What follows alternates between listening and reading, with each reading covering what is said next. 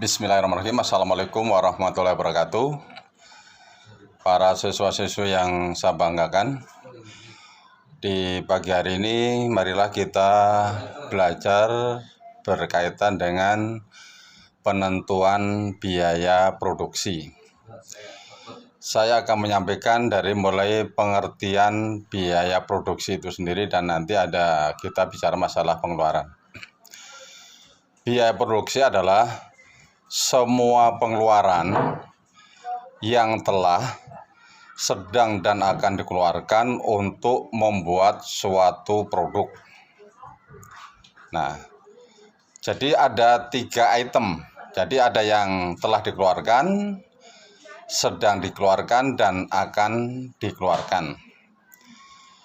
Biaya yang telah dikeluarkan diantaranya adalah untuk biaya sewa, misalkan sewa gedung, terus untuk depresiasi, yaitu depresiasi alat-alat atau mesin-mesin yang digunakan, yaitu depresiasi itu adalah penyusutan. Jadi alat-alat atau mesin-mesin yang digunakan dalam kegiatan proses produksi itu akan mengalami penyusutan, ya, akan mengalami penyusutan. Kalau dalam mesin itu istilahnya aus gitu. Misalkan begini, pada saat beli mesin itu baru, misalkan 50 juta. Terus setelah dipakai selama 5 tahun, misalkan selama 5 tahun, itu misalkan cuman laku 30 juta. Berarti selama 5 tahun itu susutnya adalah 20 juta. Nah, kalau diambil rata-rata per tahunnya itu berarti susutnya adalah 4 juta. Nah, 4 juta itu masuk ke dalam biaya produksi. Nanti 4 juta per tahun itu akan bisa dihitung per bulannya berapa, bahkan bisa juga dihitung per harinya itu berapa. Nah, itu juga berlaku untuk alat-alat yang lain, misalkan alat-alat administrasi, misalkan komputer, printer, dan sebagainya, itu juga tidak bisa dipakai untuk selama-lamanya. Dia juga mengalami depresiasi atau penyusutan. Bahkan bisa-bisa nilai akhir dari barang-barang administrasi itu bisa lebih kecil daripada kalau itu mesin itu. Bahkan mungkin hanya sekitar 20% atau bahkan 10%, bahkan ada indikasi malah nol itu, Nah, terus untuk biaya sedang itu diantaranya adalah untuk membayar tenaga kerja, terus untuk membeli bahan baku, untuk membeli bahan pembantu, untuk beli bahan bakar, untuk membayar listrik, untuk membayar air, untuk internet, telepon, dan sebagainya. Itu adalah termasuk juga transportasi, itu masuk ke dalam biaya yang sedang dikeluarkan. Artinya biaya sedang itu adalah biaya yang dikeluarkan pada saat proses produksi sedang berlangsung. Itu pasti akan mengeluarkan hal-hal itu. Jadi misalkan bahan baku untuk membuat tekstil atau bikin konveksi, ya, pakaian itu, misalkan bahan bakunya tekstil. Terus bahan bakunya misalkan kita perlu benang, kita perlu kancing baju, perlu resting, dan sebagainya. Itu adalah bahan-bahan pembantunya. Termasuk mungkin ada semacam tambahan aksesoris untuk pakaian perempuan, biasanya ada tambahan-tambahannya, itu masuk bahan pembantu. Kalau bahan bakar dan tenaga kerja itu juga bisa dihitung per hari itu pengeluarannya berapa, nanti bisa ditotal dalam sebulan itu berapa. Sedangkan untuk yang akan dikeluarkan ini biasanya adalah untuk berbagai macam jenis pajak, ya, berbagai macam jenis pajak.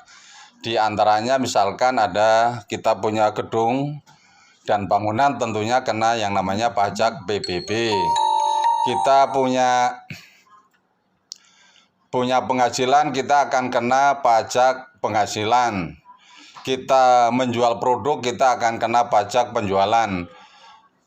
Dan kalau kita usahanya kita melakukan ekspor impor, tentunya ada pajak ekspor dan juga pajak impor.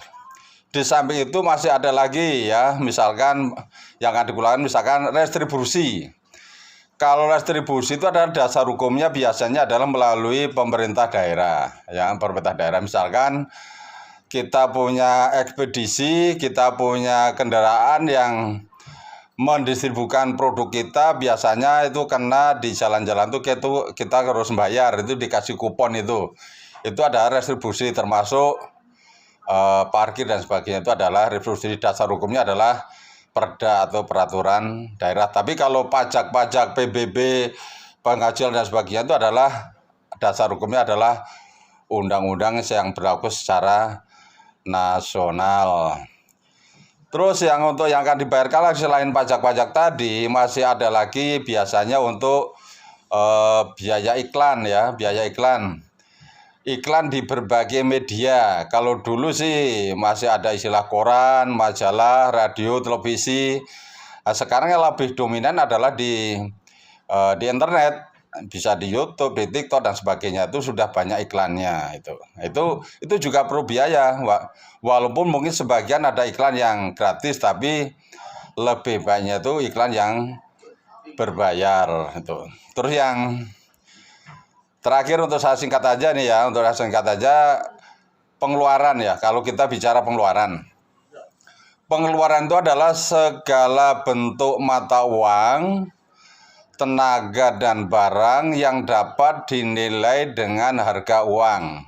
Misalkan begini, kita melakukan kerjasama dengan berbagai negara, ya, berbagai negara. Misalkan Amerika, berarti kan uangnya kan dolar. Dolar pun juga bisa dirupiahkan. Terus kita misalkan kerjasama dengan Malaysia, itu katanya uangnya ringgit, ya, berarti ringgit pun juga bisa dirupiahkan. Terus kita kerjasama dengan Singapura. Singapura katanya ada istilah dolar Singapura, itu juga semua bisa dirupiahkan. Artinya berbagai macam uang, artinya semua uang asing itu bisa dinilai atau dirupiahkan. Maka saya katakan berbagai macam uang, ya, pengeluaran itu bisa berbagai macam uang. Terus yang berikutnya adalah tenaga. Tenaga pun juga bisa dinilai dengan uang. Misalkan begini, satu orang tenaga kerja mengacu pada UMR, ya, misalkan gaji rata-rata per hari itu misalkan 120.000 per karyawan, misalkan 120.000 per karyawan. Nah, kita punya karyawan berapa, tinggal mengalihkan, itu adalah pengeluaran untuk tenaga, artinya untuk tenaga kerja. Terus sedangkan untuk barang, nah tentunya barang yang dipakai atau yang dikeluarkan pada saat itu apa saja. Kalau misalkan tekstil itu berapa meter, per meternya itu berapa rupiah, tinggal dikalikan yang dipakai berapa meter, harganya berapa, maka itu akan ketemu nilai nominal atau rupiahnya. Jadi yang namanya pengeluaran itu bisa berupa uang, tenaga, dan barang. Nah, itu. Jadi kembalikan tadi biaya produksi, maka biaya produksi ada yang telah dikeluarkan, sedang dikeluarkan, dan akan dikeluarkan, itu dikalkulasi, terus dibagi jumlah produksi. Nanti akan ketemu biaya produksi per 1 unit barang.